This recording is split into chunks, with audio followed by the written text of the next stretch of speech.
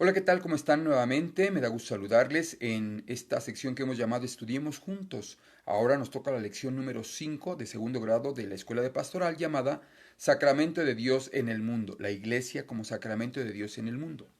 Y como lo comprendimos a través del reino de los cielos, Jesús viene a redimir al hombre, pero lo transforma en una nueva criatura. ¿Cuándo? Cuando se incorpora al cuerpo místico de Cristo a través del bautismo, como lo hemos dicho. Y en lecciones anteriores dijimos misterio e historia, la parte divina y la parte humana. Esto que no se puede separar, están fusionados, tampoco es como un sándwich que están unidos uno al otro. No, no, no. Es la historia precisamente real y palpable de la iglesia querida por Cristo. Así él aquí suele y así la edificó. Donde se da la redención individual, como lo dijimos, pero también colectiva. Y entender que tú y yo formamos parte de esta iglesia. Ahora bien, la iglesia es visible y espiritual. Esta parte también va a ser muy importante porque para el tiempo de los judíos precisamente se tenía esta idea de la iglesia como el reino que venía a liberarlos, algo fuera de lo normal, extraordinario, y ciertamente así lo es, pero ellos lo veían como algo extremadamente divino. Cuando Jesús se encarna, ahí en Juan 1.1 lo recuerdan, el verbo se hizo carne, vino a los suyos y los suyos no lo comprendieron, no lo entendieron, no lo conocieron. Un caso concreto es el de Nicodemo, ¿se acuerdan cuando habla con Jesús aquella noche? En donde le dice Jesús, es que el Espíritu es como el aire, no lo ves, pero lo sientes. Y el reino de Dios está aquí y ahora, pero si no naces de nuevo, si no te incorporas al cuerpo de Cristo, en este caso a la iglesia, no lo vas a entender. ¿Cómo? ¿Tiene que volver uno al vientre de su madre? No, porque lo que de la carne viene, carne es, y de lo que el Espíritu viene, Espíritu es. Y entonces precisamente los judíos tenían esta propuesta, esta idea de que el reino de Dios, la salvación solamente para los justos, para los santos, los irreprochables, los puros. Y precisamente la iglesia, como lo dijimos, es una comunidad. Y como comunidad es ciertamente visible, no puramente invisible. Jesús se encarna, Jesús se hace presente en la historia en un momento concreto y hace a la iglesia visible. El reino de los cielos está aquí y ahora, palpable. La iglesia, el cuerpo místico de Cristo que hablábamos la semana pasada. Y es que Jesús vino a buscar y a salvar lo que estaba perdido. ¿Se acuerdan de aquella parábola de la oveja perdida, el hijo pródigo? Y la visión que se tiene de que la iglesia solamente es para los justos, para los santos, para los irreprochables. Bueno, no. Y en algún momento precisamente puede estar pasando esa perspectiva que les pasaba a los judíos. Y es que la iglesia efectivamente es visible. ¿Cómo va a ser visible? Vamos a recordar la iglesia como sacramento de unidad.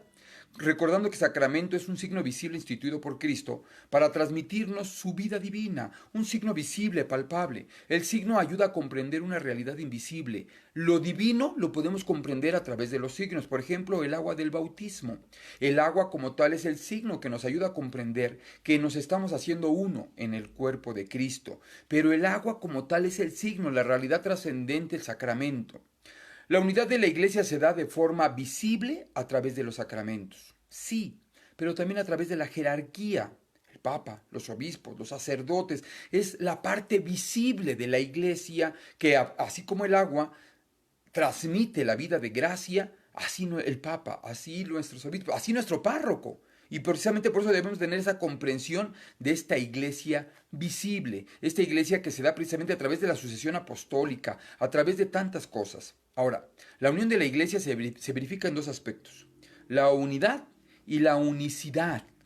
Parece lo mismo, pero no. Unidad, la realidad invisible, ciertamente, la realidad divina, el misterio, que se da junto con la realidad humana, visible, histórica, pero hay una unidad, es decir, aquello divino y aquello humano forman una sola cosa, la unicidad, una sola iglesia, católica, universal, como lo sabemos. Como lo decía Jesús, habrá un solo rebaño, como hay un solo pastor, una sola fe, un solo Dios y Padre, un solo bautismo. Esto es lo que nos hace en cuanto a la unidad y unicidad de la iglesia católica.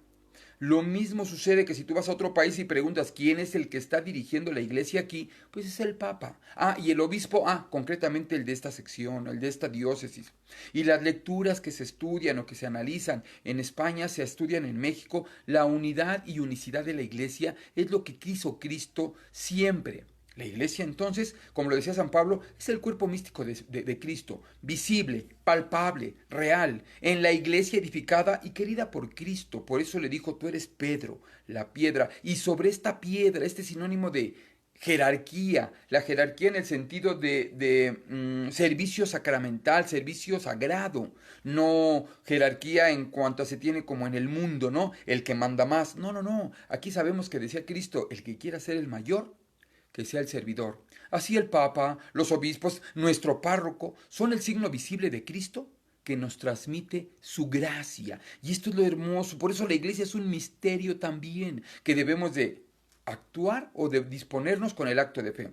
Así como el agua, dijimos hace un momento del bautismo, imagínate que al niño le están bautizando y le dejan caer el agua y el agua le cae solamente en el oído o en el hombro. La pregunta es, ¿el niño solo le quedó bautizado el oído o el hombro? No, el signo como tal incluso puede ser hasta imperfecto. La trascendencia de la vida de gracia que transmite Cristo a través de los signos es lo que la iglesia ha transmitido a lo largo de todos los tiempos. Y así como lo puse en este ejemplo, el sacerdote a lo mejor puede ser imperfecto y puede tener errores y puede incluso decir situaciones, pero nosotros debemos de comprender que la transmisión de la gracia querida por Dios precisamente se da en este signo que así anunció y así nos enseñó Cristo.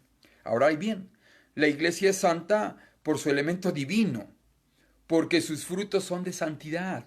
La iglesia es santa porque Cristo es santo, no por el elemento humano, más bien por el misterio que por la historia. Pero es pecadora por su elemento humano, porque acoge a los pecadores y porque siempre tenemos esta necesidad de purificarnos, de penitencia, de renovación constante. La iglesia, precisamente el elemento humano, es pecadora porque tú y yo estamos en ella. Ciertamente, si la iglesia fuera exclusivamente para los santos, o todos fuéramos santos, pues Cristo entonces ¿a quién vino a redimir?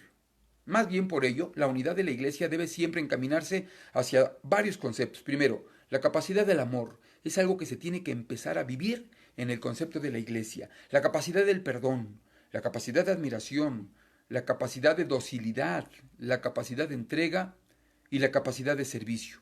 Siempre y cuando todo ello visto y enseñado y transmitido desde la mente y el corazón del Cristo, así como Cristo lo vivió. Bien lo dice San Pablo en Efesios 2, del 19 al 22. Es que ya aquí no hay extranjeros, no hay forasteros, no hay judíos, no hay paganos. Todos somos una sola familia. Y este es el gran punto que nos va a invitar a comprender nuestra lección. Todos somos la familia de Dios, pero soy un pecador. Sí, y todos estamos en este proceso. Es la parte humana de la iglesia. El gran misterio es cómo es posible que la iglesia santa, pura, querida por Cristo y además que va a permanecer por todos los tiempos, esté llena de pecadores. Nadie debe de ser ajeno a la iglesia. En cualquier lugar del mundo, un tabique forma el edificio, ayuda al edificio.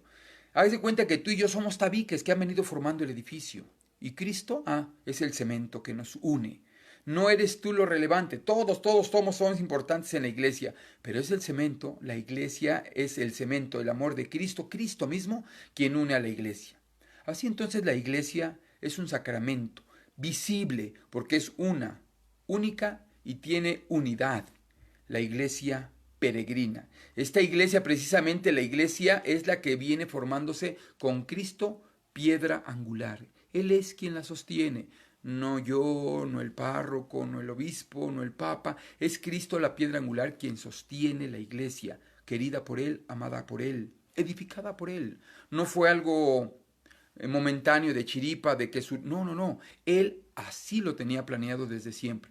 Y tú y yo y cada uno de nosotros somos las piedras vivas que forman la iglesia.